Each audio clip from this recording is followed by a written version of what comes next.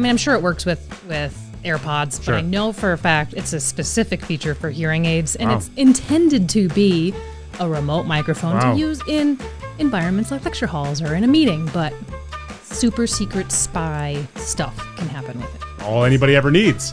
How can I turn technology into an aid of being able to spy on the world around me? There you go.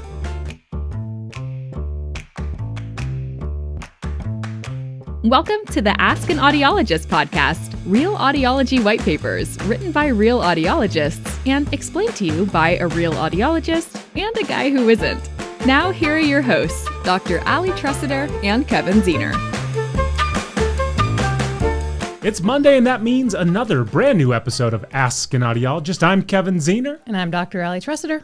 Hearing aids, just like your phone, your laptop, your desktop, and even your tablet, will eventually be outpaced by new technology because, like Apple, like Samsung, and like LG, hearing aid manufacturers are constantly bringing new product to the marketplace. So today, we'll be using the inspiration from Dr. Deanne Rudden to talk about upgrading your hearing aid.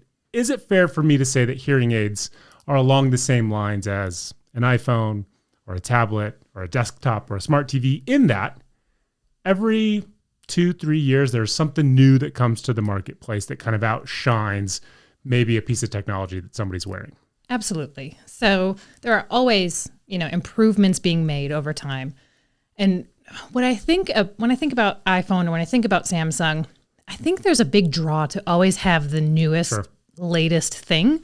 But that doesn't necessarily mean that the newest, latest thing is really that much greater than the one from last year. All of us who have iPhones are like, yeah, that makes sense. Mm-hmm. I swear they haven't changed iPhone in a decade. No, they it's have the same thing every time you get one. 4 lenses on it now. I mean, the lenses, that's it. That's all. Yeah, no, I would argue that the iPhone itself hasn't changed. It's the features on the iPhone that have changed, and it's really just 4 lenses. Yeah.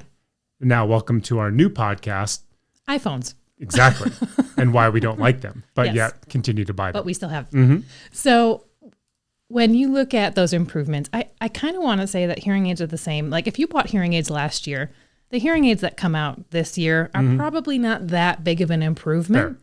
I think it's realistic to say, once you're out of your warranty period, let's just call it 3 years. Yep. At that point, that's when the improvements in technology have become such that it might be worth looking at what's new. Sure.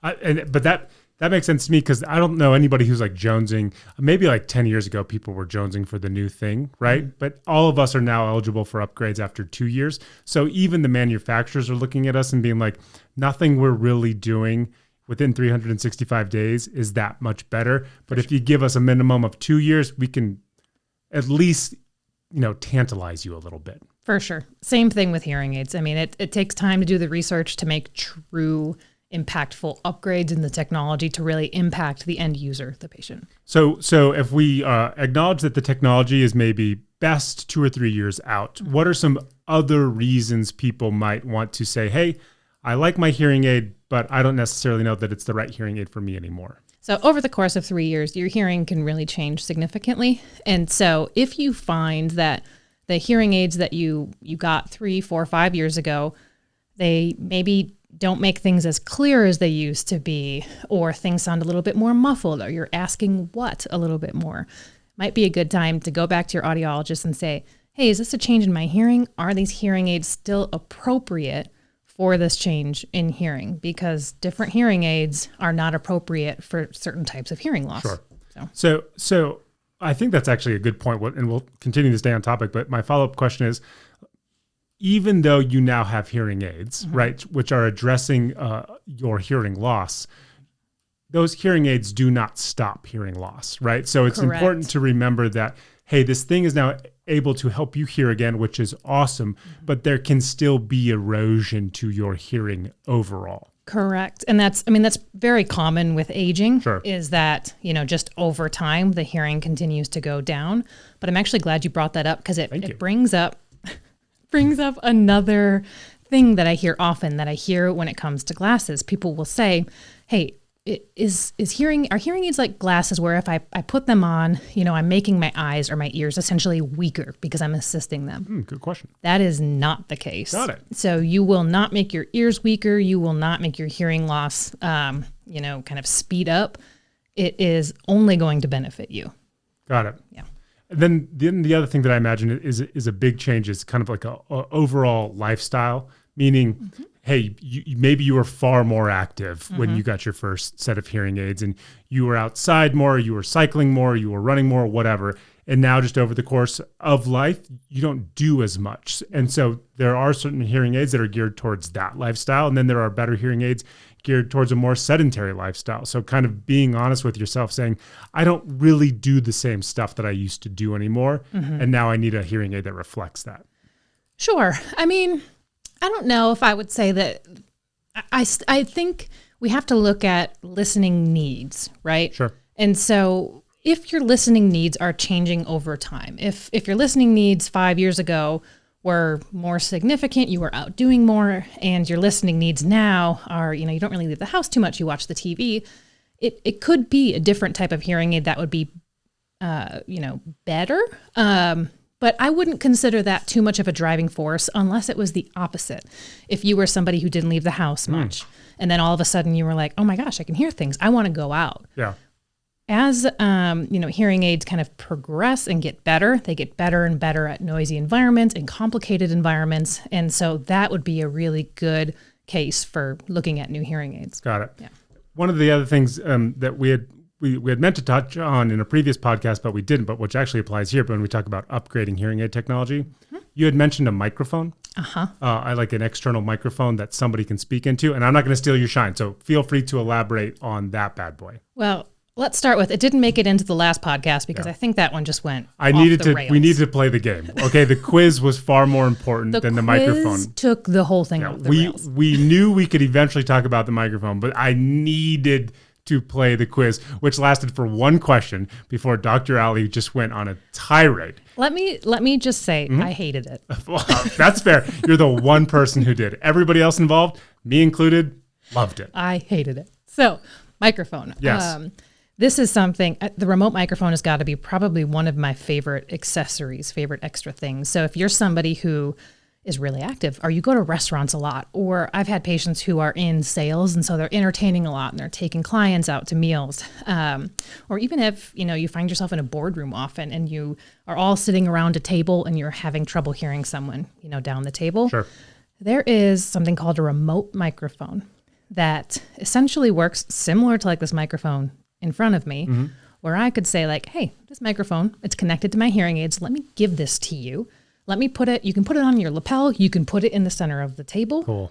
And it will pick up that sound directly and send it straight to the hearing aids. So clearly Bluetooth, not physically connected, right? Correct. But what's usually what's the range on that? How far away can you actually get from the microphone? It depends on the manufacturer. It depends on the technology. Got it. But usually, I've seen it where people, students are in lecture halls and they'll go and put the remote microphone in front of the instructor and then go sit in their seat, and it's fine because it is Bluetooth. So there is some range there. But something cool is iPhones, and I believe Android also has this. I'm not sure how they do it, but I know iPhone for sure has something called Live Listen. Okay. That is essentially a remote microphone. So I can go into, my iPhone settings where my hearing aids are connected, go to Live Listen, put that phone in front of you, and then go sit over there and hear what you're saying, which is a great way to spy on people. Look at us having started this podcast 9 minutes ago, absolutely drubbing the iPhone, only for Dr. Ali to say, wait a minute, let me say something nice about the iPhone. Well, you can spy on people with it. It comes down to the question of, do you want to be a creeper? Sure. And if you do, the iPhone could be a good match for you. And there are many people saying, yes, I want to be a creeper. Thank you, Dr. Ali. So what you do is you take your iPhone, you leave it somewhere, you have either your hearing aids or Apple AirPods or whatever earbud that you have, and it's auto playing what is ever happening live in front of the phone directly to you. Essentially, I'm sure it works with AirPods, but I know for a fact it's a specific feature for hearing aids, and it's intended to be a remote microphone to use in environments like lecture halls or in a meeting, but super secret spy stuff can happen with it. You know, a lot of people tune into this podcast because they want that, quintessential, detailed explanation of audiology related content. That's then a there's mistake. other people who are like, they're going to share something with me that at no point I anticipated. And using your iPhone to creep on other people's conversation is their takeaway today. That's all anyone needs to take away. That's all anybody ever needs. How can I turn technology into an aid of being able to spy on the world around me? There you go.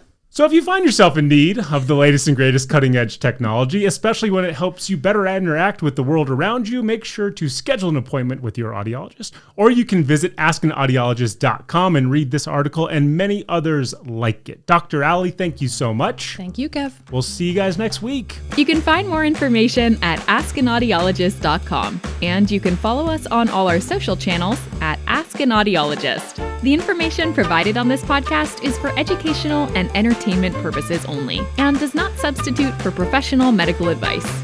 The doctor is trying to dial into the best specificity that they have in that moment, and then they turn it on. They're like, "Oh my gosh, that is deafening," which is funny, but at the same time, you're like, "Yeah, that's a good thing, right? Because you can hear the world around you." And I promise we're not going to make it any worse. Now we're going to hone in on it far better than we could before. But everybody's kind of first response, short of being amazed that they get to hear again, is how loud the world is around them.